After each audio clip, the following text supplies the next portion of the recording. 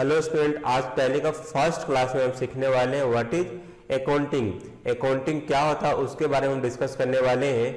तो सबसे पहले हम पॉइंट देखते हैं क्या लिखे हुए। Accounting is the process of keeping track of all financial transactions with in a business. कहने का मतलब बिजनेस के अंदर जो भी फाइनेंशियल ट्रांजेक्शन्स होंगे उसका डेटा का रिकॉर्ड रखने के लिए, ट्रांजेक्शन का रिकॉर्ड रखने के लिए, सही तरीके से रिकॉर्ड रखने के लिए हमको किसका जरूरत पड़ता है? अकाउंटिंग का जरूरत पड़ता है। जब तक मेरे पास अकाउंटिंग का नॉलेज नहीं होगा तो बिजनेस के अंदर जो भी लेन देन होंगे उस ट्रांजेक्शन को हम सही तरीके से रिकॉर्ड नहीं रख सकते। सही तरीके से ट्रांजेक्शन को रिकॉर्ड रखने के लिए हमको किसका नॉलेज होना जरूरी है?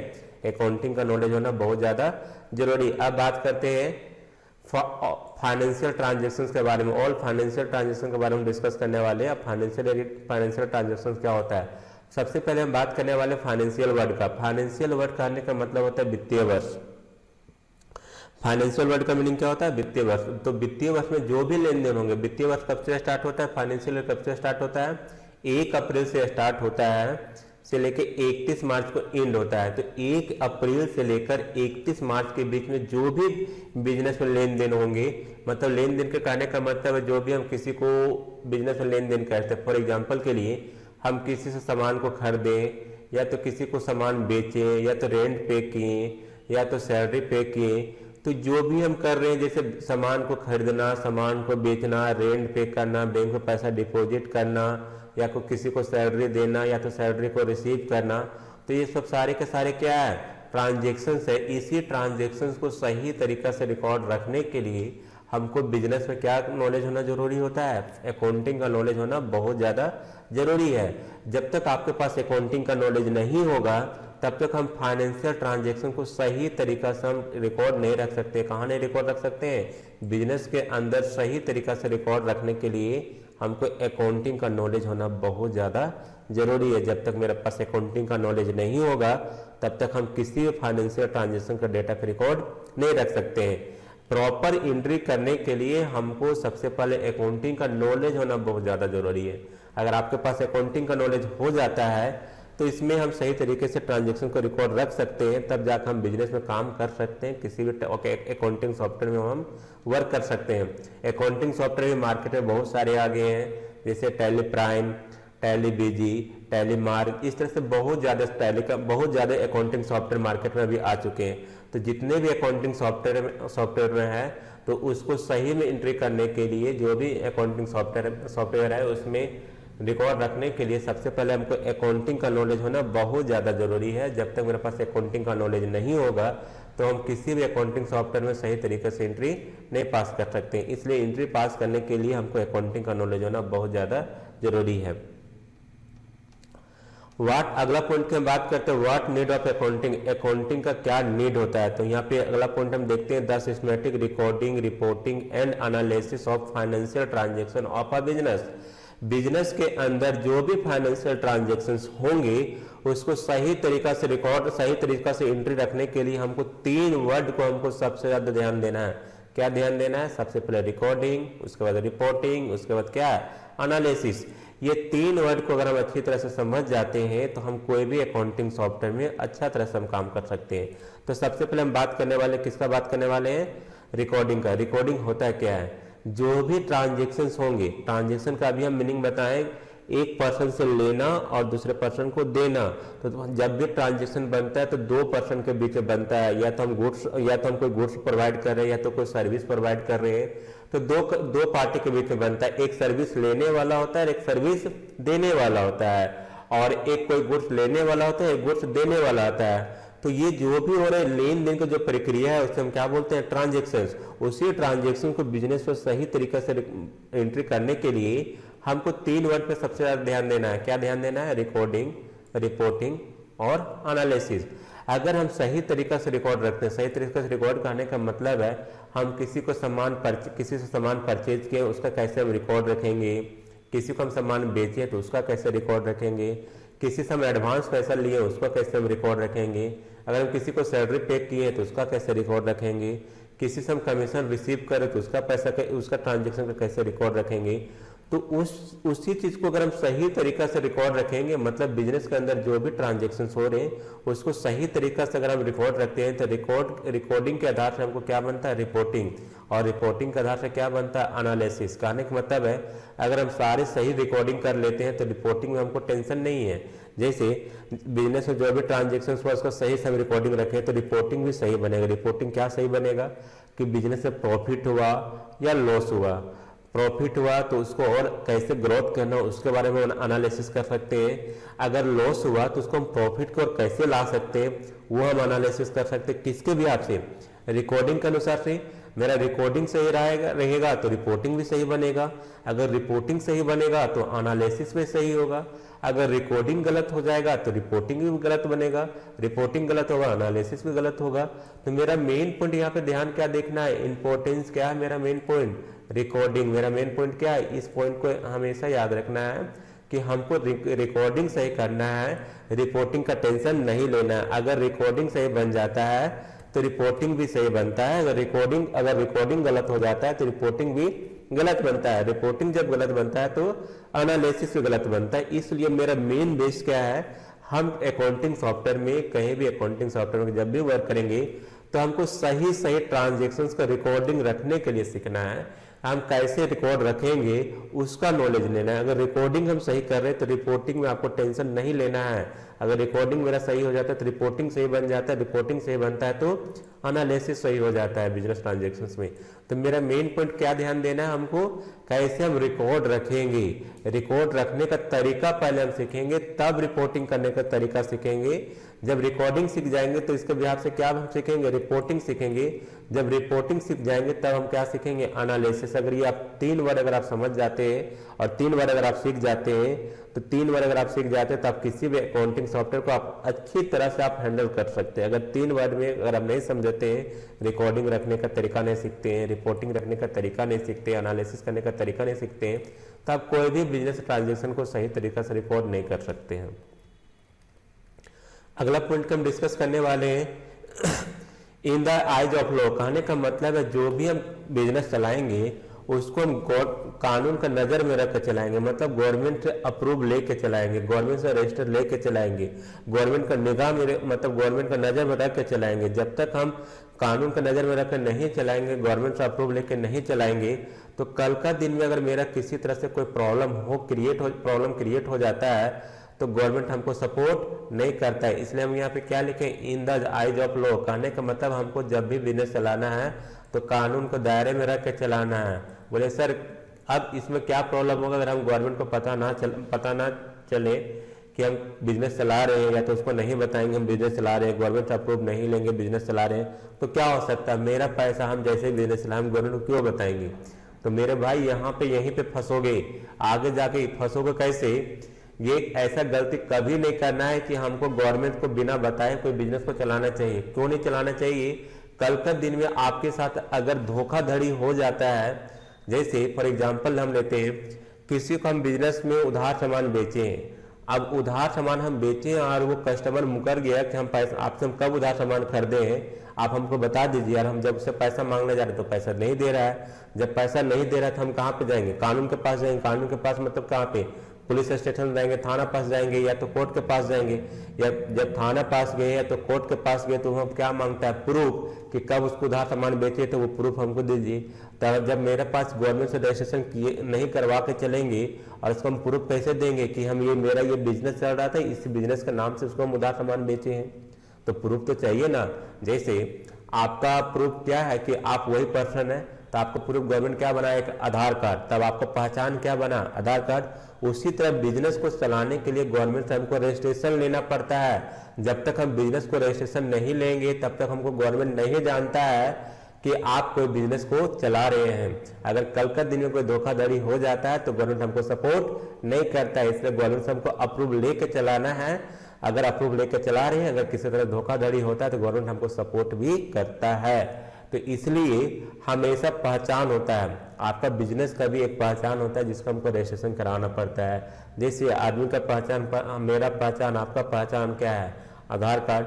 कि भाई मेरा पहचान है, हम भी इंडियन आदमी ने, मेरा भी रजिस्ट्रेशन नंबर, मेरा भी आधार कार्ड नंबर है, तो पहचान उससे जानता है गवर्नमेंट, हाँ यही पर्सन है। अगर हम बोल देंगे मेरा नाम रोहन है, तो रोहन नाम तो बता देंगे, लेकिन प्रूफ करने के लिए क्या चाहिए उसको, कोई तो डॉक्यूमेंट चाहिए, सरकारी डॉक्यूमेंट, गवर्नमेंट डॉक्यूमेंट, या तो मैट्रिक का मार्कशीट दीजिए, एडमिट कार्ड दीजिए, तो आधार कार्ड दीजिए, तब तो आपको आइडेंटिफाई होगा ना कि आप बंदा वही है, पर्सन वही है। तो हर एक चीज में प्रूफ का जरूरत पड़ता है, तो प्रूफ देने के लिए हमको गवर्नमेंट से रजिस्ट्रेशन कराना बहुत ज्यादा जरूरी है। अगला हम बात करते हैं एनालिसिस पर्पस। कहने का मतलब है हम बिजनेस के अंदर हमको एनालिसिस पर्पस करने का भी नॉलेज होना चाहिए। अगर बिजनेस ग्रोथ कर रहा है तो उसको, बिजनेस अगर प्रॉफिट की ओर जा रहा है तो उसको हम ग्रोथ की ओर कैसे ग्रोथ करें, वो एनालिसिस पर्पस आपके पास आना चाहिए। अगर बिजनेस लॉस की ओर जा रहा है तो उसको हम ग्रोथ की ओर कैसे ले जाए, प्रॉफिट की ओर कैसे ले जाए, बिजनेस को और आगे कैसे बढ़ाए, उसके बारे में आपको नॉलेज तो होना चाहिए एनालिसिस पर्पस के बारे में। अगर आप एनालिसिस पर्पस नहीं करना जानते तो आप बिजनेस को कैसे आगे चलाइएगा। इसलिए आपके पास एनालिसिस पर्पस का भी क्षमता होना चाहिए। अगला पॉइंट की हम बात करते हैं डिसीजन मेकिंग। कहने का मतलब है कि आपके अंदर डिसीजन लेने का भी कैपेसिटी होना चाहिए। कहने का मतलब क्या, डिसीजन कैपेसिटी होना चाहिए। अगर हम बिजनेस चला रहे हैं तो मार्केट के अनुसार हमको ढलना पड़ेगा। मार्केट क्या चल रहा है, अभी कस्टमर का क्या डिमांड है, उसके अनुसार से हमको डिसीजन लेना पड़ेगा। जैसे अब हम एक कपड़ा दुकान चला रहे हैं, अब कपड़ा दुकान पर अब मार्केट में आपके अगल बगल जितने भी कपड़ा का दुकान है, सारे के सारे ऑफर दे रहे हैं और आप बिना ऑफर को सामान सेल कर रहे हैं। तो मार्केट के अनुसार हमको ढलना पड़ेगा। अगर हम ऑफर नहीं देंगे तो सेल नहीं होगा, क्योंकि अगल बगल सब क्या कर रहे हैं, ऑफर दिए हुए, तो आपको भी क्या देना पड़ेगा, ऑफर। मतलब मार्केट के अनुसार जैसा सिचुएशन है उसके अनुसार से आपको डिसीजन लेना पड़ेगा कि मार्केट का नीड क्या है, अभी क्या कस्टमर मांग रहा है, उसके अनुसार से आपको डिसीजन लेना पड़ेगा। अगर आपके पास ये क्षमता नहीं है डिसीजन लेने का क्षमता, तो हम किसी भी तरह से बिजनेस को नहीं चला सकते। मार्केट का जो डिमांड है उसके अनुसार से हमको डिसीजन लेना पड़ता है। इसलिए आपके अंदर डिसीजन मेकिंग का भी क्षमता होना चाहिए। अगला पॉइंट की हम बात करते हैं ऑब्जेक्ट ऑफ अकाउंटिंग। अकाउंटिंग का क्या ऑब्जेक्ट है। पहला पॉइंट की हम बात करते हैं सिस्टमेटिक रिकॉर्डिंग ऑफ ट्रांजेक्शन्स। कहने का मतलब है बिजनेस के अंदर ट्रांजेक्शन जो होंगे उसको सही तरीके से रिकॉर्ड रखने के लिए हमको क्या चाहिए, सिस्टमेटिक रिकॉर्डिंग का प्रोसेस पता होना चाहिए, कैसे हम बिजनेस के ट्रांजेक्शन को रिकॉर्ड रखेंगे। अभी जो हम चर्चा कर चुके हैं कि हमको कैसे ट्रांजेक्शन का रिकॉर्ड रखना है, यहाँ पे the systematic recording of transaction. कहने का मतलब है जो भी सिस्टमेटिक तरीका होगा ट्रांजेक्शन रिकॉर्ड रखने का, वो प्रोसेस आपको पता होना चाहिए। Preparation of tax return. कहने का मतलब आपके पास टैक्स रिटर्न का आइडिया होना चाहिए, कौन सा डेट में कौन सा टैक्स रिटर्न फाइल करना, टैक्स का भी आपका नॉलेज होना चाहिए। अगर आप बिजनेस चला रहे हैं तो कम से कम आपके पास जीएसटी का नॉलेज होना चाहिए, टीडीएस का नॉलेज होना चाहिए, टीसीएस का नॉलेज होना चाहिए, इनकम टैक्स का नॉलेज होना चाहिए। कम से कम टैक्स का नॉलेज ये बिजनेस के अंदर आती है, ये सब सारी चीज नॉलेज होना चाहिए। इसलिए यहाँ पे बोला गया है प्रिपरेशन ऑफ टैक्स रिटर्न कि कौन सा डेट का कौन सा रिटर्न फाइल होता है, कौन सा टैक्स कब रिटर्न हमको भरना है, कैसे उसको हैंडल करना है, वो चीज का आपके पास नॉलेज होना चाहिए। Providing necessary information of financial report. कहने का मतलब है कि आपको जो फाइनेंशियल रिपोर्ट जो निकलेंगे उसको इन्फॉर्मेशन आपको निकालने के लिए पता होना चाहिए, कैसे हम फाइनेंशियल रिपोर्ट निकालेंगे और कैसे हमको देखना है। फाइनेंशियल रिपोर्ट कहने का मतलब होता है बैलेंस शीट को देखना, प्रॉफिट एंड लॉस को देखना, जो भी फाइनेंशियल रिपोर्ट होंगे उसको सही तरीके से आपके पास नॉलेज होना चाहिए, उसको कैसे देखना है, कैसे उसको हैंडल करना है, उस चीज़ को आपके पास नॉलेज होना चाहिए। Complete the legal compliance on time. कहने का मतलब है कि हम टाइम टू टाइम गवर्नमेंट को क्या करेंगे, टैक्स रिटर्न फाइल करेंगे। जो भी टाइम अनुसार हम क्या करेंगे, लीगल कंप्लेंट्स फाइल जो भी होंगे टैक्स रिटर्न फाइल, उसको हमको टाइम टू टाइम हमको नॉलेज होना चाहिए कि कब कौन सा डेट में हमको कौन सा रिटर्न फाइल करना है और कैसे करना है, उसको कंप्लीट नॉलेज होना चाहिए। अगर आपके पास नॉलेज नहीं है और आपके पास time to time legal files को कंप्लीट नहीं कर रहे हैं तो कल का दिन में हमको गवर्नमेंट सपोर्ट नहीं करता है। गवर्नमेंट क्या करता है, पेनल्टी लगा देता है। तो हमको टाइम के ही अनुसार से कोई भी टैक्स को रिटर्न फाइल करना चाहिए। लीगल कंप्लायंस मतलब होता है जो भी बिजनेस के अंदर जो भी टैक्स रिटर्न फाइल होगा, जो भी टैक्स आपको भरना है उसको टाइम टू टाइम आपको फिल कर देना, टाइम टू टाइम आपको सबमिट कर देना, उसी को बोलते हैं legal compliance on the time. उसको क्या करना है, टाइम टू टाइम हमको रिटर्न फाइल कर देना है, जो डेट मिलेगा उस डेट के अनुसार हमको कर देना है। जैसे जीएसटी का होता है उसका रिटर्न फाइल कब करना वो पता होना चाहिए। टीडीएस का रिटर्न फाइल कब करना वो पता होना चाहिए, टीसीएस वगैरह का इनकम टैक्स कब करना वो चीज़ आपको पता होना चाहिए। उसी को बोलते हैं complete the legal complaints on times, मतलब टाइम के अनुसार हमको लीगल कंप्लेंट्स फाइल कर देना चाहिए।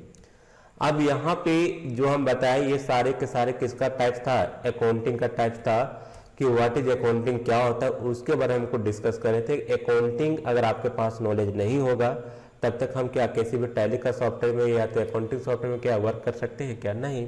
इसलिए यहाँ पे हम समझाने की कोशिश किए हैं कि अकाउंटिंग होता क्या है। अब हमको यहाँ पे लगता है कि आप लोग समझ गए होंगे कि अकाउंटिंग होता क्या है और अकाउंटिंग का क्या यूज है।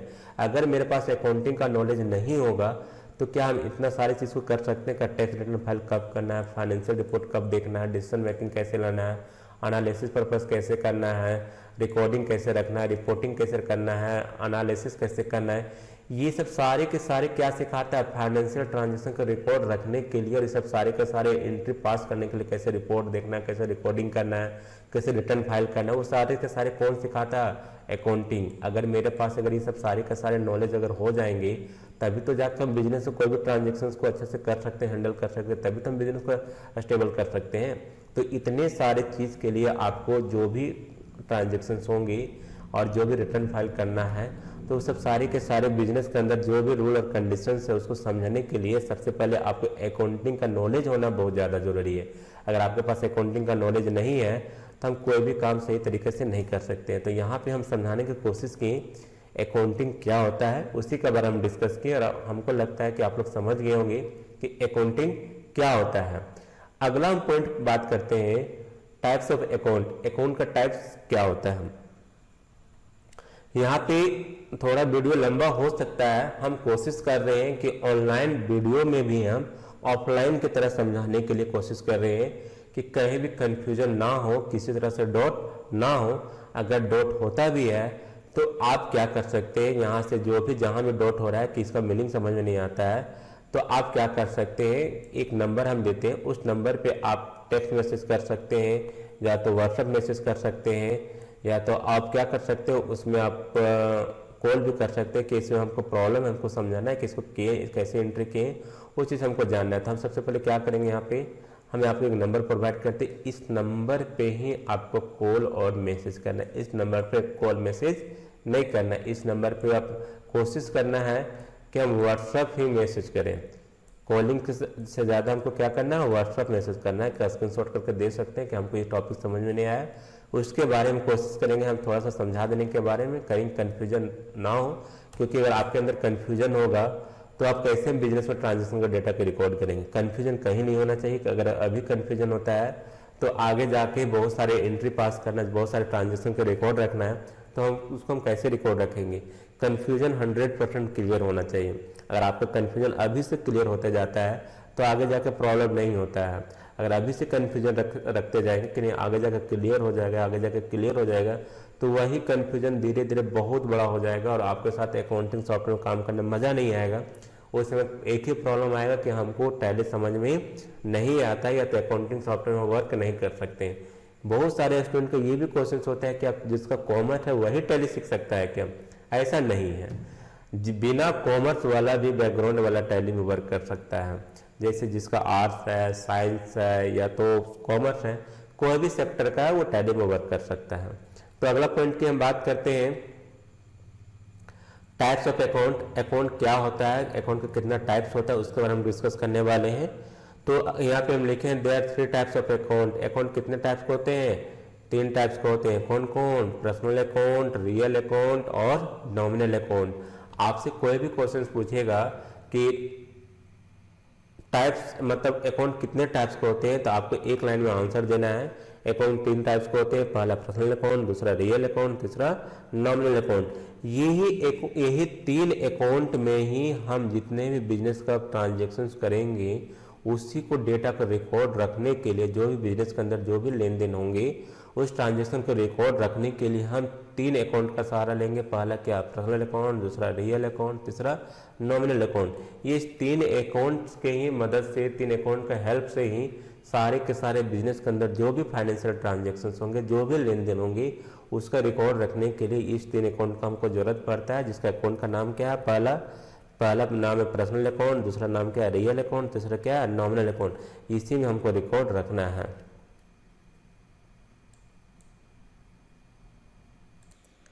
नेक्स्ट पॉइंट पे हम ध्यान देते हैं, क्या लिखे पर्सनल अकाउंट का डिफिनेशन देखने वाले हैं कि पर्सनल अकाउंट का डिफिनेशन क्या होता है, उसके बारे में चर्चा करेंगे कि पर्सनल अकाउंट होता क्या है, इसका यूज़ क्या होता है, उसके बारे में डिस्कस करने वाले हैं। तो सबसे पहले यहाँ पे मैं एक बात बोलना चाहता हूँ, यहाँ पे हम अगर इंग्लिश टू हिंदी अगर पढ़ अगर हम समझाएंगे तो जितना भी हिंदी टू इंग्लिश अगर हम पढ़ के अगर समझाना स्टार्ट करते हैं तो बहुत टाइम लगेगा वीडियो बनाते बनाते, मतलब टाइम क्या बहुत ज़्यादा लंबा वीडियो बन जाएगा। इसलिए हम क्या करते हैं कि हम इसको जो लिखा गया सेंटेंस को इसको डायरेक्ट हम हिंदी में कन्वर्ट करके इसको हम समझा देते हैं, क्योंकि अगर हम इंग्लिश पढ़ेंगे फिर हिंदी पढ़ेंगे तो बहुत ज़्यादा टाइम लग जाएगा। तो हम चाहते हैं कि कंसेप्ट क्लियर होना चाहिए। इंग्लिश और हिंदी से लैंग्वेज से मतलब नहीं रहता है, कंसेप्ट क्लियर होना चाहिए। अगर आपके पास कंसेप्ट क्लियर हो जाता है तो आप कहीं भी आराम से वर्क कर सकते हैं, इसलिए हमको कंसेप्ट क्लियर होना चाहिए। हम ये जो टैली सिखा रहे हैं हम प्रैक्टिकल वे में सिखा रहे हैं कि कहीं आप काम करने का तरीका कैसे आप काम कर सकते हैं उसका हम सिखा रहे हैं।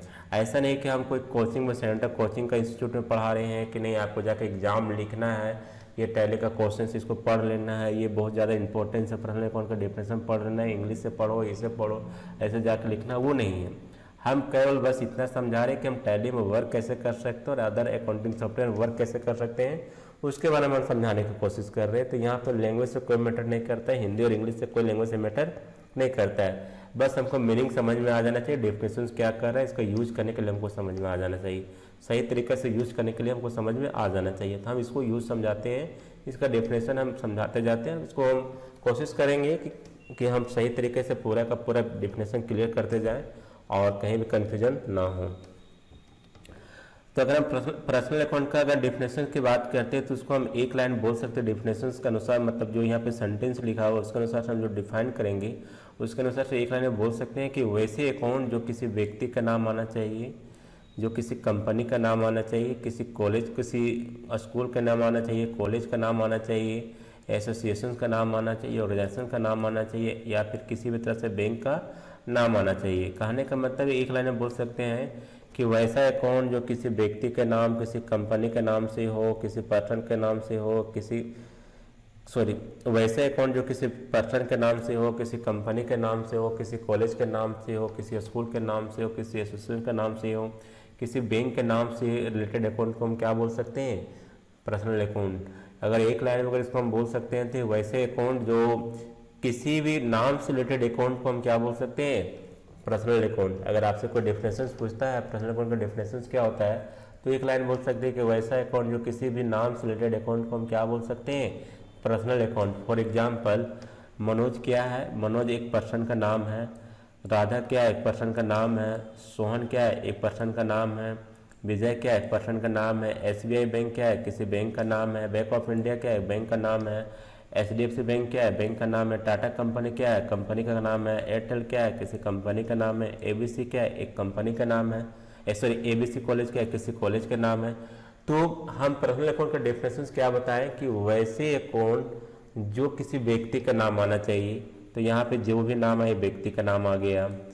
वैसा फिर क्या बोले, वैसे अकाउंट जो किसी स्कूल के नाम, कॉलेज के नाम, बैंक के नाम, तो यहाँ पे देखिए सारे के सारे तो आ रहे हैं ना कि वैसा अकाउंट जो किसी व्यक्ति के नाम से, कंपनी के नाम से, या तो स्कूल के नाम से, या तो कॉलेज के नाम से रिलेटेड अकाउंट को हम क्या बोल सकते हैं, पर्सनल अकाउंट। तो जितना भी यहाँ पे एग्जाम्पल लिखा गया है देखिए, या तो किसी व्यक्ति का नाम है, या फिर किसी कंपनी का नाम है, या तो या फिर किसी स्कूल का नाम है, या तो किसी बैंक का नाम है। तो जो भी नाम से रिलेटेड अकाउंट होंगे उसे हम क्या बोलेंगे, पर्सनल अकाउंट। तो अगर कोई भी डेफिनेशन पूछता है तो आराम से बता सकते हैं कि जो नाम से रिलेटेड अकाउंट रहते हैं उसे हम क्या बोलेंगे, पर्सनल अकाउंट। इसको और डिफाइन करेंगे और आगे हम समझेंगे जब हम क्वेश्चन बनाएंगे, उसमें पूरा का पूरा क्लियर हो जाएगा कि इसको पर्सनल अकाउंट हम क्यों बोलते हैं, इसको कैसे यूज करना है। तो बस आपको अभी नहीं जानना है कि वैसा अकाउंट जो किसी व्यक्ति के नाम से रिलेटेड हो, किसी कंपनी के नाम से रिलेटेड हो, किसी किसी कंपनी के नाम से रिलेटेड हो, किसी कॉलेज के नाम से रिलेटेड हो, किसी एसोसिएशन का नाम से रिलेटेड हो, तो जो भी नाम से रिलेटेड अकाउंट होंगे उसे हम क्या बोलेंगे, पर्सनल अकाउंट। अगला हम बात करते हैं रियल अकाउंट। रियल अकाउंट का हिंदी होता है वास्तविक खाता और पर्सनल अकाउंट का हिंदी होता है व्यक्तिगत खाता। अब यहाँ पे बात करने वाले हैं रियल अकाउंट का। रियल अकाउंट का डेफिनेशन क्या कहता है उसके बारे में चर्चा करने वाले हैं। रियल अकाउंट का डेफिनेशन लिखे हैं कि वैसा अकाउंट जो किसी गुड्स से, गुड्स मतलब क्या होता है सामान, किसी गुड्स से रिलेटेड हो, किसी वस्तु से रिलेटेड होना चाहिए। थिंग्स मतलब क्या होता है वस्तु। एसेट से रिलेटेड होना चाहिए। एसेट मतलब क्या होता है संपत्ति से रिलेटेड अकाउंट को हम क्या बोलेंगे रियल अकाउंट। क्या बोलेंगे रियल अकाउंट। वैसा अकाउंट जो किसी वस्तु से रिलेटेड होना चाहिए, किसी संपत्ति से रिलेटेड होना चाहिए, किसी सामान से रिलेटेड होना चाहिए, उसे हम क्या बोलेंगे रियल अकाउंट। अगर आपसे कोई डिफिनेशन पूछता है रियल अकाउंट का डिफिनेशन क्या होता है तो आपको एक लाइन बोलना है कि वैसे अकाउंट जो किसी वस्तु से रिलेटेड होना चाहिए, किसी संपत्ति से रिलेटेड होना चाहिए, किसी सामान से रिलेटेड अकाउंट को हम क्या बोलेंगे रियल अकाउंट। फॉर एग्जाम्पल अगर आपसे पूछता है कि एग्जाम्पल क्या है, जिससे हम बोल सकते हैं फर्नीचर। फर्नीचर क्या किसी वस्तु से रिलेटेड है या तो संपत्ति से रिलेटेड है। फर्नीचर हो गया, बिल्डिंग हो गया, टाइपराइटर हो गया, कैश हो गया, ये सब सारे के सारे क्या है या तो वस्तु है या तो संपत्ति है या तो गुड्स है। तो जो भी गुड्स रिलेटेड होंगे उससे हम रियल अकाउंट बोलेंगे। जो भी वस्तु से रिलेटेड होंगे उससे हम क्या बोलेंगे रियल अकाउंट बोलेंगे। जो संपत्ति से रिलेटेड होंगे उससे हम क्या बोलेंगे रियल अकाउंट बोलेंगे। यहाँ पे डिफरेंसेस लिखे there are two types of, यहाँ पे there are two types of asset. यहाँ पे ऑफ छूटा हुआ है तो यहाँ पे लिख लीजिए। अगर आप लोग नोट्स लिखना चाहते हैं तो इसको लिख सकते हैं। यहाँ पे क्या लिखना ऑफ। यहाँ पे क्या लिखा there are two types of account, sorry there are two types of asset. Asset कितना टाइप्स का होता है दो टाइप्स का। क्या कितना टाइप्स का एसेट होता है दो टाइप्स का। ये क्लास ऑनलाइन हो रहा है और ऑनलाइन से ही रिकॉर्ड किया जा रहा है, इसलिए कहीं वीडियो कट नहीं होने वाला है। क्योंकि अगर हम कट करेंगे कहीं से एडिटिंग करेंगे तो बहुत ज़्यादा टाइम जाने वाला है, इसलिए कहीं कहीं लैंग्वेज का प्रॉब्लम हो सकता है। क्योंकि हम पार्टिकुलर बैठ के ये नहीं कर रहे हैं कि हमको ऑडियो रिकॉर्डिंग करना है, वीडियो रिकॉर्डिंग करना है, तब जाकर हमको एडिटिंग करना है, तब जाके हमको अपलोड करना है, ऐसा नहीं है।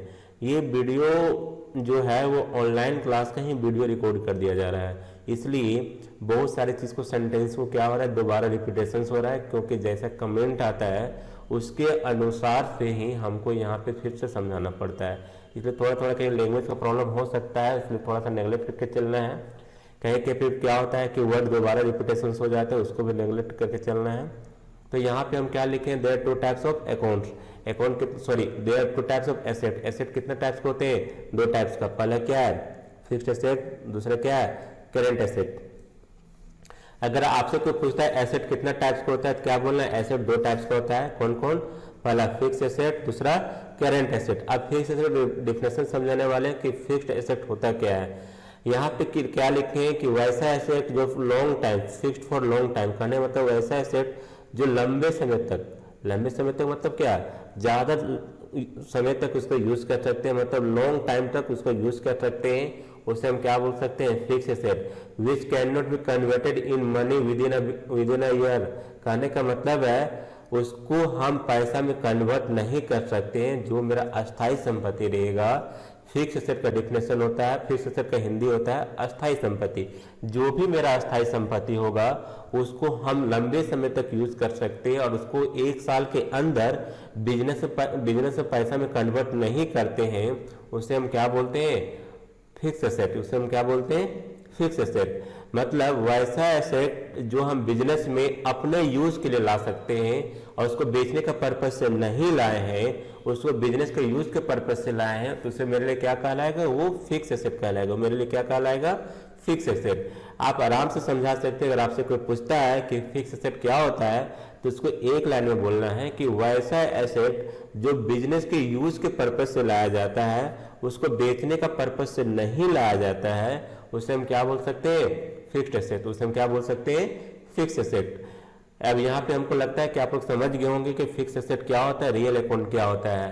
तो फिर से हमें एक बार रिमाइंड कर देते हैं फिक्स एसेट और रियल अकाउंट के बारे में। अगर आपसे कोई रियल अकाउंट के बारे में पूछता है तो बोलना है वैसा अकाउंट जो किसी वस्तु से, संपत्ति से या तो एसेट से जो रिलेटेड रहता है, उसे हम क्या बोलते हैं रियल अकाउंट। और रियल अकाउंट का जो एसेट का दो टाइप्स होता है। एसेट का दो टाइप्स क्या क्या होता है फिक्स एसेट और करेंट एसेट। अब यहाँ पे मीनिंग क्या समझ रहे थे फिक्स एसेट का। फिक्स एसेट का डेफिनेशन क्या बताएं कि वैसा एसेट जो बिजनेस में अपने यूज के लिए जो वस्तु को लाया जाता है और उस वस्तु को हम पैसा में कन्वर्ट करने का काम नहीं करते, मतलब उसको बेचने का काम नहीं करते, केवल बिजनेस का यूज के पर्पज से खरीद के लाते हैं, तो उसी वस्तु को हम क्या बोलते हैं, फिक्स्ड एसेट। अगर आपसे कोई पूछता है करेंट एसेट क्या होता है, तो एक लाइन में बोलना है करेंट एसेट का डिफिनेशन होता है वैसा एसेट जो बिजनेस में हम क्या करते हैं, बेचने का पर्पज से लाते हैं, मतलब इनकम जनरेट करने के पर्पज से लाते हैं, मतलब पैसा कमाने के पर्पज से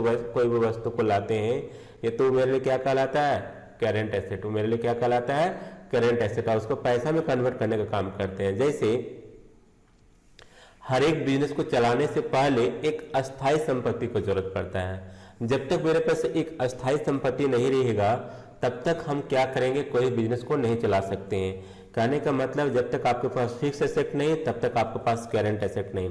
अगर आपके पास फिक्स एसेट है तब जाके आप करेंट एसेट ला सकते हैं, जो तब जाके आप पैसा कमा सकते हैं। तो हम क्या करने वाले हैं कि हम कोई भी बिजनेस को स्टार्ट करते हैं तो सबसे पहले क्या चाहते हैं, क्या लाते हैं, फिक्स एसेट। जैसे एक हम जेरोक्स दुकान की हम बात कर लेते हैं, जहाँ पे जेरोक्स होता है, तो उसका जेरोक्स मशीन क्या है, उसके लिए फिक्स एसेट है। और फिक्स एसेट क्या कर रहा है, उससे वो इनकम जनरेट कर रहा है, मतलब जो मशीन लाया है, मशीन क्या कर रहा है, जेरोक्स कर रहा है, और जेरोक्स पेपर को क्या कर रहा है, वो पैसा में कन्वर्ट करने का काम कर रहा है। जो जेरोक्स पेपर क्या उसको पैसा ले रहा है, ना कि मशीन का। तो बिजनेस को क्या चला रहा है, एक जेरोक्स दुकान का चला रहा है। तो जब जेरोक्स दुकान का जब जेरोक्स दुकान चलाने के लिए क्या लाया, जेरोक्स मशीन लाया, तो बिजनेस को रनिंग करने के लिए उसका जेरोक्स मशीन क्या हो गया, उसका अस्थायी संपत्ति, उसके लिए क्या हो गया, फिक्स एसेट। अगर उसके पास फिक्स एसेट नहीं रहता तो क्या आप जाके जेरोक्स करवाते, अगर आप जेरोक्स नहीं करवाते तो पैसा देते क्या। तो जो जेरोक्स पेपर हुआ वो मेरे लिए क्या कहलाया, करंट एसेट, लेकिन जो जेरोक्स मशीन हुआ मेरे लिए क्या कहलाया, फिक्स एसेट। मतलब हर एक बिजनेस को चलाने से पहले आपको फिक्स एसेट का जरूरत पड़ता है। अगर हम बिजनेस को यूज में लाते हैं और उसको पैसा में कन्वर्ट करने का काम नहीं करते, उसी को बोलते हैं फिक्स एसेट। और जिसको हम बिजनेस में जो भी सामान को लाते हैं उसको बेचने का पर्पज से लाते थे, या तो रिवेन्यू जनरेट करने का पर्पज से लाते हैं। रिवेन्यू मतलब क्या है, इनकम जनरेट करने का पर्पज से कोई भी वस्तु को लाते हैं, बेचने का पर्पज से लाते हैं, उसे हम क्या बोलते हैं, करेंट एसेट। तो अब आप लोग यहाँ पे समझ गए होंगे कि फिक्स एसेट क्या होता है और करंट एसेट क्या होता है। अगला बात करने वाले हैं, फिक्स एसेट के दो टाइप्स होता है। पहला क्या होता है, टेंजिबल एसेट, और दूसरा क्या होता है, इनटेंजिबल एसेट। मतलब फिक्स एसेट के भी दो टाइप्स है, पहला क्या है, टेंजिबल एसेट, और दूसरा क्या है, इनटेंजिबल एसेट। हम टेंजिबल एसेट और इनटेंजिबल एसेट को डिफाइन करते हैं। टेंजिबल एसेट का डिफिनेशन कहता है वैसा एसेट जो फिजिकली हम टच कर सकते हैं, उससे हम क्या बोलते हैं, टेंजिबल एसेट। हम क्या बोलते हैं, टेंजिबल एसेट। मतलब कोई भी वस्तु को अगर हम टच कर सकते हैं, देख सकते हैं, उससे हम क्या बोल सकते हैं, टेंजिबल एसेट। मतलब हम मशीन को देखेंगे, मशीन मेरे लिए क्या हो गया, टेंजिबल एसेट। मतलब उसको हम छू सकते हैं, देख सकते हैं, टच भी कर सकते हैं, उससे हम क्या बोल सकते हैं, tangible asset. Furniture tangible asset. उसके बाद हम बात कर सकते हैं बिल्डिंग, टेंजिबल एसेट। लैंड क्या हो गया, tangible asset. Typewriter tangible asset. Laptop tangible asset. मतलब एक लाइन में हम बोल सकते हैं कि वैसा एसेट जिसको हम फिजिकली टच कर सकते हैं मेरे लिए क्या कहलाएगा, टेंजिबल एसेट। क्या कहलाएगा, टेंजिबल एसेट। मतलब जिसको हम छू सकते हैं उसे मेरे लिए क्या कहलाएगा, टेंजिबल एसेट। जो भी वस्तु को हम छू सकते हैं वो मेरे लिए क्या कहलाएगा, टेंजिबल एसेट। एग्जाम्पल तो बहुत सारे पड़े हुए हैं। अगला हम बात करते हैं इनटेंजिबल एसेट के। इनटेंजिबल एसेट क्या करता है, टेंजिबल एसेट का जस्ट उल्टा है। जस्ट उल्टा कहने का मतलब है उसे हम फिजिकली टच कर सकते थे, इनटेंजिबल एसेट में क्या कर सकते हैं, उसको फिजिकली टच नहीं कर सकते हैं, उसे हम क्या बोलेंगे, इनटेंजिबल एसेट। अगर आपसे कोई पूछता है इनटेंजिबल एसेट का डेफिनेशन क्या है, तो आप आराम से बोल सकते हैं कि वैसा एसेट जिसको हम फिजिकली टच नहीं कर सकते हैं उसे हम क्या बोलते हैं, इनटेंजिबल एसेट। फॉर एग्जाम्पल के लिए ट्रेडमार्क, पेटेंट, ड्राइविंग लाइसेंस जो होते हैं लाइसेंस है ना, या कोई भी ऑपरेटिंग लाइसेंस, तो ये सब सारे के सारे मेरे लिए क्या कहलाता है, इनटेंजिबल एसेट। मेरे लिए क्या कहलाता है, इनटेंजिबल एसेट। तो जो भी इनटेंजिबल एसेट होते हैं उसको हम फिजिकली टच नहीं कर सकते, उसे हम क्या बोलते हैं, इनटेंजिबल एसेट। हालांकि ये सारे के सारे क्या है, रियल अकाउंट के अंतर्गत आते हैं और फिक्स एसेट और करेंट एसेट का ही टाइप्स है। तो सारे के सारे क्या है, ये फिक्स एसेट और फिक्स एसेट का ही टाइप्स है। इनटेंजिबल एसेट और टेंजिबल एसेट किसका टाइप्स है, फिक्स एसेट का ही टाइप्स है। जो आपको यहाँ पे केवल समझाने के लिए बताएं कि फिक्स एसेट का भी दो टाइप्स होता है, टेंजिबल और इंटेंजिबल एसेट, जिसको हम फिजिकली टच कर सकते हैं, और जिसको नहीं फिजिकली टच कर सकते, वो मेरे लिए भी क्या कहलाता है, फिक्स, वो मेरे लिए क्या कहलाता है, फिक्स्ड एसेट। वो मेरे लिए क्या कहलाता है, फिक्स्ड एसेट। जैसे हम मशीन मेरे लिए फिक्स एसेट हो गया, पैटर्न भी मेरे लिए फिक्स एसेट हो जाता है। तो हम यहाँ पे इसको कैटेगरी बांटे हैं, एक फिजिकली का अलग और एक नॉन फिजिकली का अलग। मतलब जिसको हम टच कर सकते हैं उसको टेंजिबल एसेट बोलेंगे, जिसको नहीं टच कर सकते उसको इनटेंजिबल एसेट बोलेंगे। तो डिफिनेशन भी उसी तरह लिखे हैं, जैसे देखिए टेंजिबल एसेट का डिफिनेशन लिखे, जिसको हम टच नहीं कर, फिजिकली क्या कर सकते हैं, टच कर सकते हैं। देखिए यहाँ पे लिखे फिजिकली टच कर सकते हैं उस, जैसे मशीनरी हो गया, व्हीकल्स हो गया, कंप्यूटर हो गया, लैपटॉप हो गया, फर्नीचर हो गया, मोबाइल्स हो गया, सब सारे के सारे क्या टेंजिबल एसेट है। इनटेंजिबल एसेट को क्या लिखे, जस्ट अपोजिट किसका, टेंजिबल एसेट का जस्ट अपोजिट है, जिसको हम फिजिकली टच नहीं कर सकते हैं। जैसे कहने का मतलब क्या हो गया, कॉपीराइट, पेटेंट, ट्रेडमार्क, क्या बताएं, है ना, ऑपरेटिंग लाइसेंस, ये सारे के सारे क्या है, मेरा इनटेंजिबल एसेट है, जो आगे हम जाकर चर्चा करेंगे जब हम क्वेश्चंस बनाएंगे, उसे पूरा का पूरा डिस्क्राइब करने वाले हैं। अगला हम बात करने वाले हैं, अभी हम समझाए थे करंट एसेट के बारे में। क्या समझाए थे, करंट एसेट के बारे में। करंट एसेट क्या समझाए थे कि वैसा एसेट जिसको हम लॉन्ग टाइम तक यूज नहीं कर सकते हैं और उसको पैसा में कन्वर्ट करने का काम करते हैं विद इन अ ईयर, उससे हम क्या बोलते हैं, करंट एसेट। हम उसको क्या बोलते हैं, करंट एसेट। जैसे कैश मेरे क्या कहलाता है, करंट एसेट। गुड्स मेरे क्या कहलाता है, करंट एसेट। उसके बाद क्या करने वाले हैं, बैंक मेरे क्या कहला है, करंट एसेट। उसको क्या कहलाएंगे, बिल मेरे लिए क्या कहला है, करंट एसेट। प्रीपेड मेरे लिए क्या कहला है, करंट एसेट। तो ये सब सारे के सारे किसका टाइप से, रियल अकाउंट का टाइप से। ये किसका टाइप से, रियल अकाउंट का। तो ये हम यहाँ पे क्या डिफिनेशन समझे, अभी पर्सनल अकाउंट का बारे में समझे। अकाउंट कितना टाइप्स का होता है, 3 टाइप्स में क्या क्या समझे। पहला पर्सनल अकाउंट, दूसरा रियल अकाउंट। रियल अकाउंट का हम फिर से ब्रीफ में बताते हैं। रियल अकाउंट का डिफिनेशन बताए थे कि वैसे अकाउंट जिसको हम क्या कर सकते हैं, वैसे अकाउंट जो किसी गुड्स रिलेटेड होना चाहिए, किसी संपत्ति से रिलेटेड होना चाहिए, या तो फिर किसी भी थिंग से रिलेटेड होना चाहिए। मतलब वैसा एसेट जो किसी सामान से, किसी वस्तु से, किसी संपत्ति से जो रिलेटेड होता है उसे हम क्या बोलते हैं, रियल अकाउंट। रियल अकाउंट का फिर हम क्या देखें कि फिक्स एसेट का 2 टाइप्स, मतलब एसेट 2 टाइप्स का होता है, फिक्स एसेट और करंट एसेट। फिक्स टाइप्स को क्या देख, फिक्स एसेट को क्या देखे, 2 टाइप्स, टेंजिबल एसेट और इनटेंजिबल एसेट। तो यहाँ तक हम मीनिंग समझाने की कोशिश की। हमको लगता है कि आप लोग मीनिंग समझ गए होंगे कि एसेट क्या होता है, रियल अकाउंट क्या होता है। जो भी कन्फ्यूजन होंगे जब हम क्वेश्चंस बनाएंगे तो उसमें सारे के सारे कन्फ्यूजन दूर हो जाएंगे। तो अभी हम डिफिनेशन समझाने की कोशिश कर रहे हैं। अगर कोई भी डाउट होता है, बार बार बोल रहे, कोई भी डाउट होता है तो आप आराम से मैसेज ड्रॉप कर सकते हैं, स्क्रीनशॉट करके भेज सकते हैं, व्हाट्सएप पे मैसेज कर सकते हैं। व्हाट्सएप पर आप लोग का मैसेज बता दिया गया है, मतलब दिखा दिया गया है, एक बार लिख लीजिए। अगर आपको किसी का भी कन्फ्यूजन होता है तो आराम से मैसेज करके पूछ सकते हैं, व्हाट्सएप मैसेज करके। मेरे व्हाट्सएप का मैसेज नंबर है 7870735176। फिर से ध्यान से लिख लीजिए नंबर को, 7870735176। आप इसमें व्हाट्सएप मैसेज करके आराम से पूछ सकते हैं। अगला बात करने वाले हैं नॉमिनल अकाउंट। अगला किस अकाउंट की बात करने वाले हैं, नॉमिनल अकाउंट। हम अकाउंट 3 टाइप्स बताए थे, पर्सनल अकाउंट, रियल अकाउंट और नॉमिनल अकाउंट। अब किसका चर्चा करने वाले हैं, नॉमिनल अकाउंट के बारे में चर्चा करने वाले हैं। नॉमिनल अकाउंट का चर्चा, नॉमिनल अकाउंट का डेफिनेशन लिखे हुए हैं कि किसी प्रकार से अगर आपका इनकम जनरेट हो रहा है, या तो एक्सपेंसेस जनरेट हो रहा है, या तो लॉस हो रहा है, या तो गेन्स हो रहा है, तो आप कौन से अकाउंट का टाइप में रख सकते हैं, नॉमिनल अकाउंट का टाइप में रख सकते हैं। क्या रख सकते हैं, नॉमिनल अकाउंट का टाइप्स में। अगर आपसे कोई डेफिनेशन पूछता है नॉमिनल अकाउंट का डेफिनेशन क्या होता है, तो आराम से बोल सकते हैं वैसा अकाउंट जो किसी प्रकार से इनकम से रिलेटेड हो, या तो किसी प्रकार से खर्च से रिलेटेड हो, या किसी प्रकार से लॉस से रिलेटेड हो, या किसी प्रकार से प्रॉफिट से रिलेटेड हो, उसे हम क्या बोलेंगे, नॉमिनल अकाउंट। उसे हम क्या बोलेंगे, नॉमिनल अकाउंट। नॉमिनल अकाउंट का हम अगर एग्जांपल देखते तो क्या लिखे, paid rent, paid salary, paid commission, receive salary, receive interest, receive wages. कहने का मतलब है कि हम जो भी एक्सपेंसेस होंगे, एक्सपेंसेस कहने का मतलब क्या कर रहे हैं, हम रेंट पे करे तो मेरा क्या हो रहा है, खर्चा हो रहा है। सैलरी पे करे तो मेरे लिए क्या हो रहा है, खर्चा हो रहा है। कमीशन किसी को पे करे मेरे क्या हो रहा है, एक्सपेंसेस हो रहा है। लेकिन अगर हम किसी से सैलरी रिसीव करें तो मेरे क्या हो रहा है, इनकम हो रहा है। अगर हम किसी से इंटरेस्ट का पैसा अगर रिसीव करें तो मेरे क्या हो रहा है, इनकम जनरेट हो रहा है। अगर वेजेस का पैसा रिसीव करें तो मेरे क्या हो रहा है, इनकम हो रहा है। वेजेस मतलब होता है मजदूरी का पैसा रिसीव करना। तो ये सब सारे के सारे क्या हुआ, हम कहीं पे खर्च दिखा रहे हैं, कहीं पे रिसीव कर रहे थे, इनकम दिखा रहे हैं। तो अगर हम किसी को पैसा पे करते हैं, जो भी खर्च कर रहे हैं उसका पैसा अगर हम पे कर रहे हैं, तो इसका मतलब क्या होता है, वो कौन सा अकाउंट टच करेगा, नॉमिनल अकाउंट। जैसे हम रेंट पे किए तो कौन सा अकाउंट टच कर रहा है, नॉमिनल अकाउंट, क्योंकि मेरा क्या हो रहा है, खर्च हो रहा है। हम अगर किसी को रेंट दे रहे थे, मेरे लिए क्या हो रहा है, खर्च हो रहा है, इसलिए कौन सा अकाउंट टच करेगा, नॉमिनल अकाउंट।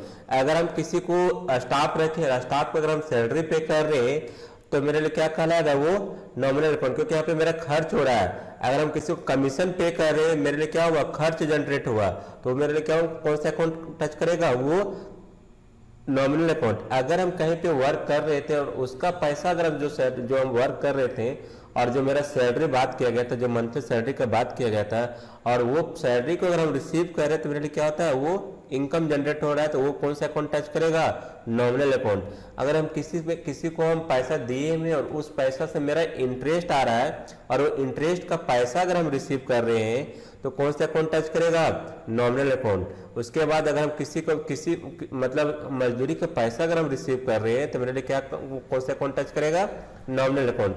तो आपको यहाँ पे हमेशा ध्यान देना है कि वैसे अकाउंट जो खर्च और हानि, लाभ और आय से जो रिलेटेड रहता हो, उसे हम क्या बोलेंगे, नॉमिनल अकाउंट। जैसे हम रेंट पे किए, सैलरी पे किए, सैलरी रिसीव किए, इंटरेस्ट रिसीव किए, या तो किसी भी तरह से कोई भी एक्सपेंसेज हो रहा है या तो इनकम जनरेट हो रहा है, वो सारे के सारे कौन सा अकाउंट टच करेंगे, नॉमिनल अकाउंट। कौन सा अकाउंट टच करेंगे, नॉमिनल अकाउंट। और नॉमिनल अकाउंट का हिंदी होता है अवास्तविक खाता। क्या होता है, अवास्तविक खाता। तो अगर आपसे कोई भी डिफरेंस पूछता है नॉमिनल अकाउंट का डिफरेंस क्या होता है, तो आपको एक लाइन बोलना है कि वैसे अकाउंट जो खर्च और हानि, लाभ और आय से जो रिलेटेड रहता है, उसे हम क्या बोलते हैं, nominal account. For example rent पे किए, सैलरी को रिसीव किए, या तो हम किसी को कमीशन पे किए, पेड एडवर्टाइजमेंट के लिए पैसा पे किए, तो वो सारे के सारे कौन से अकाउंट टच करता है, नॉमिनल अकाउंट। जब हम क्वेश्चंस बनाएंगे तो उसमें मेरा कंफ्यूजन हमेशा दूर हो जाएगा कि नॉमिनल अकाउंट क्या होता है, रियल अकाउंट क्या होता है और पर्सनल अकाउंट क्या होता है। अभी हम क्या समझाए थे, अकाउंट कितना टाइप्स का होता है, अकाउंट 10 टाइप्स का। एक बार हम रिवीजन करवा दे रहे हैं, अकाउंट कितना टाइप्स का होता है, 3 टाइप्स का। पहला पर्सनल अकाउंट, दूसरा रियल अकाउंट, तीसरा नॉमिनल अकाउंट। अब तीनों का डिफिनेशन वन बाय वन थोड़ा सा ब्रीफ में बता देते हैं। पर्सनल अकाउंट का डिफिनेशन क्या बताए थे, वैसे अकाउंट जो किसी व्यक्ति के नाम से, किसी कंपनी के नाम से, किसी फर्म के नाम पे, किसी स्कूल के नाम पे, या फिर किसी भी तरह नाम से रिलेटेड अकाउंट को हम क्या बोलेंगे, पर्सनल अकाउंट। जैसे राम, मोहन, सीता, सब सारे का सारे क्या है, नाम किसी व्यक्ति का नाम है। Bank of India, HDFC bank, SBI bank, किसी बैंक का नाम आ गया। एयरटेल, टाटा कंपनी, जियो, या फिर क्या बोल सकते हैं, कोई भी कंपनी का नाम आ सकता है, छोटा कंपनी या बड़ा कंपनी, जो भी कंपनी का नाम होंगे वो सारे के सारे कौन से अकाउंट टच करेंगे, पर्सनल अकाउंट। रियल अकाउंट का डिफिनेशन क्या बताए, वैसे अकाउंट जो किसी वस्तु या संपत्ति या सम्मान से रिलेटेड रहता है, उसे हम क्या बोलते हैं, रियल अकाउंट।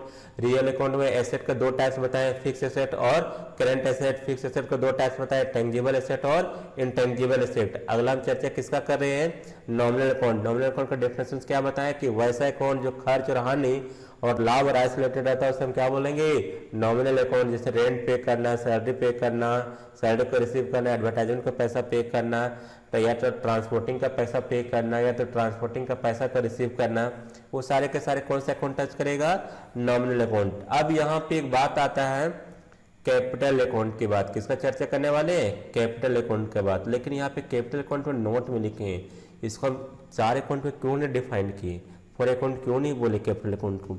यहाँ पे समझने वाली बात है, लॉजिकली समझने वाली बात है, समझने की हम कोशिश करते हैं कि हम क्यों नहीं इसको बोले देयर 4 टाइप्स ऑफ अकाउंट।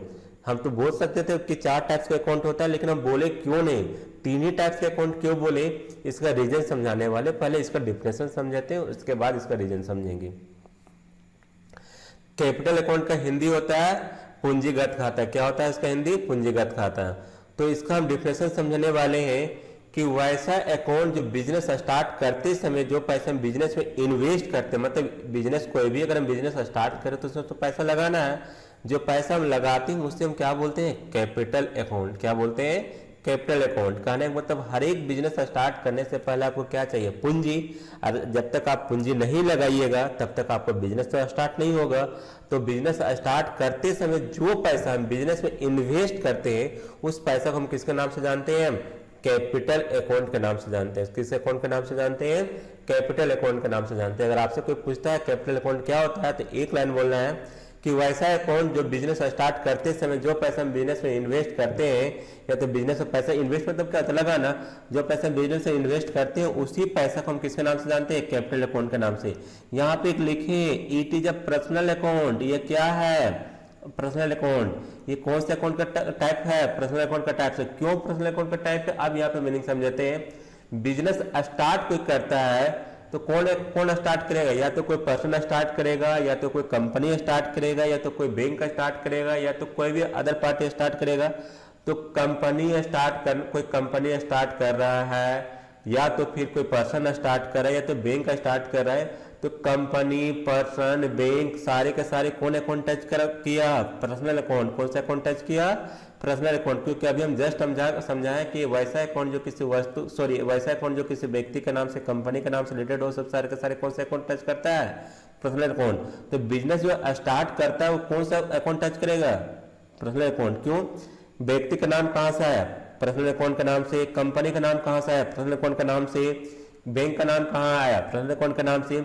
तो कोई भी बिजनेस तो स्टार्ट करेगा तो कोई तो पर्सन स्टार्ट करेगा, कोई कंपनी स्टार्ट करेगा, कोई बैंक स्टार्ट करेगा। तो सारे के सारे कौन अकाउंट टच करता है?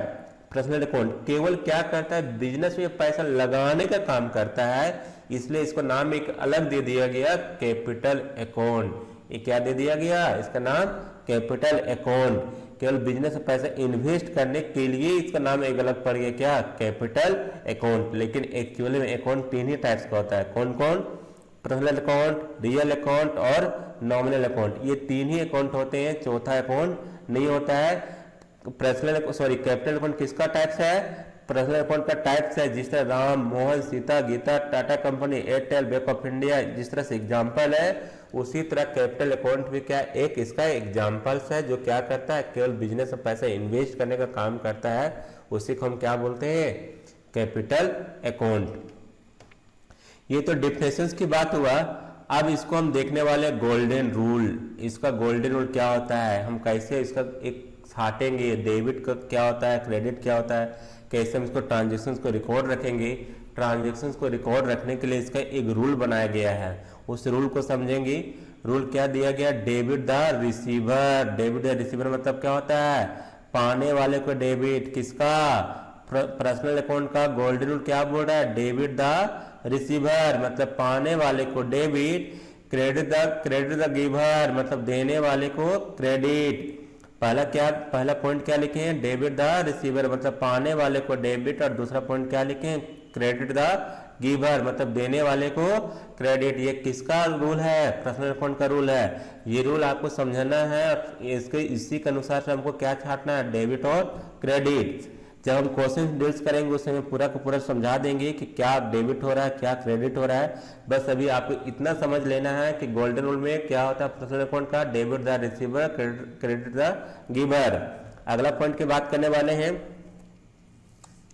रियल अकाउंट का। रियल अकाउंट का डिफरेंस क्या है? डेबिट व्हाट कम्स इन मतलब आने वाले को debit, debit what comes in मतलब आने वाले को डेबिट, और क्रेडिट व्हाट गोज आउट मतलब जाने वाले को क्रेडिट। तो क्या आ रहा है, क्या जा रहा है, जब हम क्वेश्चंस बनाएंगे उस समय समझेंगे रियल अकाउंट का डिफिनेशन मतलब गोल्डन रूल कैसे सेट होता है। नॉमिनल अकाउंट का गोल्डन रूल क्या है? डेबिट ऑल एक्सपेंसेस और लॉसेस मतलब जो भी खर्च और हानि होंगे उससे हम क्या बोलेंगे? जो भी खर्च और हानि उससे हम क्या छाटेंगे? उसको डेबिट। और जो भी इनकम और गेन्स होगा उसको हम क्या छाटेंगे? क्रेडिट। किसमें? नॉमिनल अकाउंट में। तो कब छाटने वाले हैं? जब हम क्वेश्चंस बनाएंगे, हम कैसे एंट्री को पास करेंगे उस समय इसको अप्लाई करने वाले हैं कि पर्सनल अकाउंट का गोल्डन रूल क्या बोल रहा है, रियल अकाउंट का क्या रूल होता है, नॉमिनल अकाउंट का रूल क्या होता है। बस अभी हम इतना समझाएं कि डिफरेंसेस की पर्सनल अकाउंट क्या होता है, रियल अकाउंट क्या होता है, इसका गोल्डन रूल क्या होता है, उसके बारे में डिस्कस किए। नोट में हम क्या लिखे?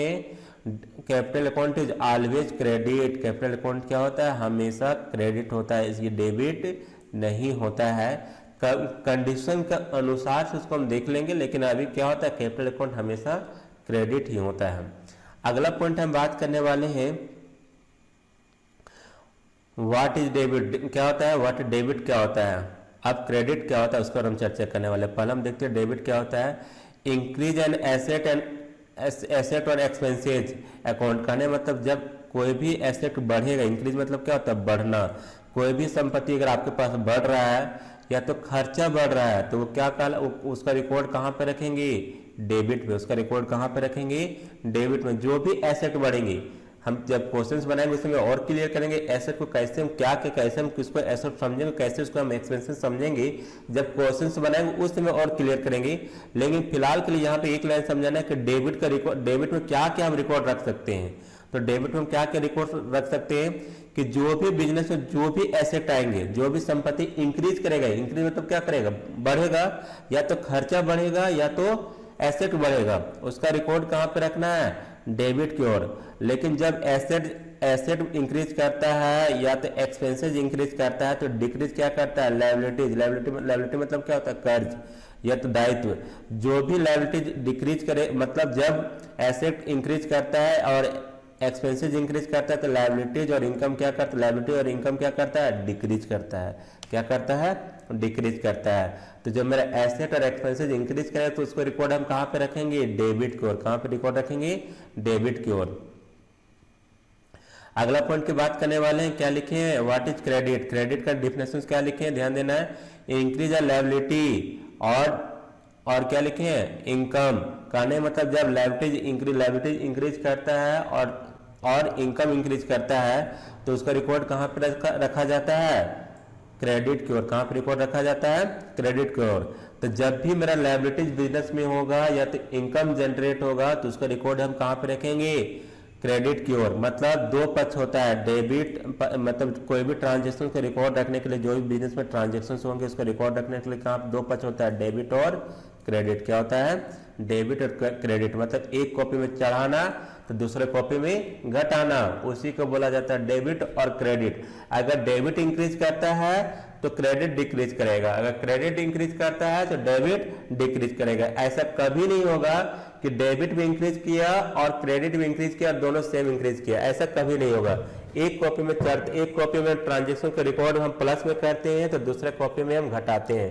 फॉर एग्जाम्पल के लिए हम समझते हैं, अगर हम रेंट पे करते हैं तो हम रेंट तो पे कर देते, रेंट को कॉपी में चढ़ा तो दिए कि हम रेंट हम जनवरी का दिए, मार्च का दिए, अप्रैल का दिए, कोई भी मंथ का हम रेंट दिए तो अपडेट तो कर दिए, लेकिन कैश का कॉपी तो घटा देते हैं। जैसे कहने का मतलब है कि आपके पास 4,000 रुपया था, 4,000 रुपये में क्या किए कि आप 2,000 रुपये रेंट पे कर दिए, तो आप रेंट को कॉपी में तो चढ़ा दिए कि हम रेंट पैसा दे दिए हैं, तो ये मेरा क्या हुआ, एक्सपेंसेस तो हो गया कि हम एक्सपेंसेस तो दर्शा तो दिए, इंक्रीज कर दिए, हम क्या किए, हम रेंट का पैसा दे दिए हैं। अब कितना दिए हैं, 2,000 रुपया दिए हैं, तो कैश को कॉपी में घटा ना कि आपके पास 4,000 रुपया था, 4,000 में क्या किए, 2,000 रुपया पे कर चुके, तो कैश कॉपी में घट गया, मतलब कैश में आपका पैसा घट गया। आपके पास था 4,000 रुपया, 2,000 का रेंट पे कर दिए तो कैश की कॉपी में घट गया, लेकिन रेंट की कॉपी में चढ़ गया। मतलब एक साइड इंक्रीज किया, दूसरा साइड डिक्रीज किया। तो हर एक ट्रांजेक्शन का रिकॉर्ड रखने के लिए, बिजनेस में जो भी ट्रांजेक्शन का लेन देन होता है उसका रिकॉर्ड रखने के लिए हम किसका सहारा लेते हैं, डेबिट और क्रेडिट का। तो डेबिट और क्रेडिट में 4 वर्ड पे ही ध्यान देना है, एसेट, एक्सपेंसेज, लायबिलिटीज और इनकम। ये पूरा का पूरा 4 वर्ड से ही पूरा का पूरा ट्रांजेक्शन का डेटा का रिकॉर्ड रखता है। एक में इंक्रीज करना, दूसरे को डिक्रीज करना। तो इसको हम डिफाइन करेंगे, जब हम क्वेश्चंस बनाएंगे तब हम पूरा डिफाइन करेंगे, एक्सपेंसेस क्या होता है, एसेट्स क्या होता है, लायबिलिटीज क्या होता है, इनकम क्या होता है, कैसे हम रिकॉर्ड रखेंगे, उसके बारे में पूरा 1 बाय 1 स्टेप बाय स्टेप चलेंगे। तो यहां तक हम समझाने की कोशिश किए कि क्या क्या ट्रांजेक्शन्स होते हैं, डेबिट क्या होता है, क्रेडिट क्या होता है, अकाउंट्स क्या होता है, अकाउंटिंग क्या होता है। इसको पूरा फर्स्ट क्लास टैली का था, तो हम यहाँ पे समझाने की कोशिश किए हैं कि अकाउंटिंग क्या होता है, अकाउंट्स क्या होता है, कैसे उसको रिकॉर्ड रखना है, उसके बारे में सब समझाने की कोशिश की है। अगले क्लास से हम देखेंगे कि क्वेश्चंस को कैसे बनाना है, ट्रांजेक्शन को कैसे रिकॉर्ड रखना है, उसको कैसे हम मेंटेन करेंगे, कैसे डेबिट क्रेडिट में रिकॉर्ड रखेंगे, कैसे उसको हमको एंट्री पास करना है, वो सारे के सारे 1 बाय 1 अगले क्लास में हम देखेंगे। हम यहाँ पे कोशिश कर रहे हैं कि पूरा का पूरा वीडियो में समझा दें। हम ऑफलाइन क्लास की तरह हम कोशिश कर रहे हैं, ऑनलाइन क्लास में भी, कि पूरा का पूरा वीडियो आपको वीडियो के माध्यम से या तो क्लास के माध्यम से, जो भी ऑनलाइन क्लास हो रहा है उसका हम जब भी आपको वीडियो दे दे तो आपको समझ में आ जाना चाहिए कि कैसे ट्रांजेक्शन का डेटा रिकॉर्ड रखा जाता है, अकाउंटिंग क्या होता है, उसको हम समझाने की कोशिश कर रहे हैं। कंफ्यूजन हम चाह रहे हैं कि कहीं भी कंफ्यूजन ना हो। अगर तब भी कंफ्यूजन होता है, कभी भी कंफ्यूजन होता है, अगर वीडियो देखने के बाद भी कंफ्यूजन दूर नहीं हो रहा है, कहीं सस्पेंस लग रहे हैं, तो आप बेधड़क आप व्हाट्सएप मैसेज करके आप पूछ सकते हैं। इस व्हाट्सएप नंबर पर आप मैसेज करके पूछ सकते हैं। तो आज का क्लास हम यहीं पे समाप्त करते हैं। अगले क्लास में हम डिस्कस करने वाले रहेंगे जो भी क्वेश्चंस को कैसे हम एंट्री पास करेंगे, कैसे हमको ट्रांजेक्शन का डेटा का रिकॉर्ड रखना है, तो रिकॉर्ड रखने के लिए हमको किस किस चीज़ का जरूरत पड़ेगा, उसके बारे में चर्चा करने वाले हैं। तो आप लोग से एक निवेदन है कि अब क्वेश्चन समझने से पहले आपको जितना बताया गया पीछे से उसको एक बार रिमाइंड करके देखना है, वीडियो को समझना है और समझने की कोशिश करना है क्या इसका डिफिनेशन बताया गया है। अगर आप समझ जाते हैं तो आपको अच्छी तरह से ट्रांजेक्शन समझ में आएंगे, जो भी एंट्री हम पास करेंगे उसको समझने में कहीं प्रॉब्लम नहीं होगा। अकाउंटिंग का एक रूल होता है कि अगर हमको मेरा पीछे का कंसेप्ट क्लियर नहीं है तो आगे हम कुछ भी सीखेंगे तो हमको समझ में आने वाला नहीं है। इसलिए वीडियो को कहीं भी स्किप करके देखना नहीं है। वीडियो इसलिए दिया जा रहा है कि जो क्लास में बताया गया अगर आप भूल जाते हैं तो आप वीडियो देखकर समझ सकते हैं। इसलिए हम वीडियो को अलग से नहीं रिकॉर्ड कर रहे हैं और ना अलग से बना रहे हैं।